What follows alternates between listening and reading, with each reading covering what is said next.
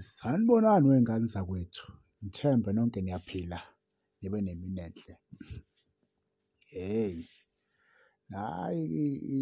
isithombe lapha somqeqeshi we-Mamelodi Sundowns okukhombisa ukuthi indoda lena uKhadoso, umqeqeshi we-Mamelodi Sundowns. Usalokhu ekhale njalo ngale goli leli elakorwa i-Kaizer Chiefs enkathi imudla ku-Nedbank Cup semi-final. Ulokhu ekhale njalo-ke umqeqeshi ukuthi hhayi bo, kanti ibhola laseMzansi linjani? Linjani lebhola abantu bezokora nge-offside engaka?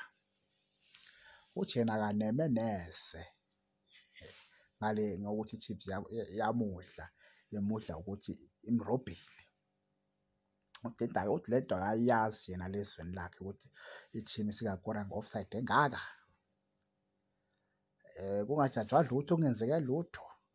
Uthi ngeke, uthi yena hhayi le ndaba lezi azehli kahle, azehli kahle impela.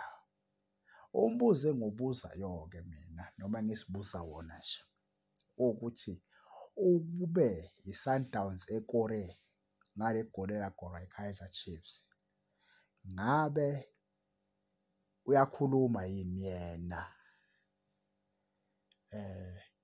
Ngabe uyakhuluma? Ngabe akakhulumi? Ngabe akaphathanga amafoni egijima namafoni etshengisa abantu ukuthi le-goal was offside ngoba ngabe wa-benefit-a, ngabe nje ngobuhlungu undawo.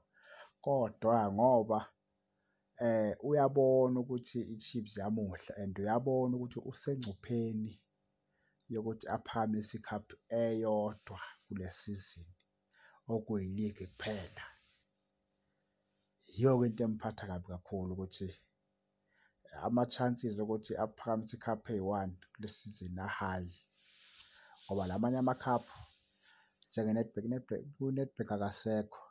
I-Champions League mancane amathuba usengawaphakamisa ukuthi ibhola liyaginqika, kodwa nje ngendlela adlala ngayo yena, hhayi ngeke aze ayiphakamise, ngeke aze ayiphakamise, yabo. So nje eyi lo coach lona uyibangela nje amazinyo abushelelezi bafowethu ngoba uzoza ngale zinto ngale enganayo uma eseyodlala ne-Chiefs futhi kumanye ama-round noma kumanye ama-game ifike imbambabule futhi ngoba usedlala ngenhliziyo noma usenenhliziyo uzoza ngegrudge kwi-Chiefs ifike imfake ipani ekhanda, yabo.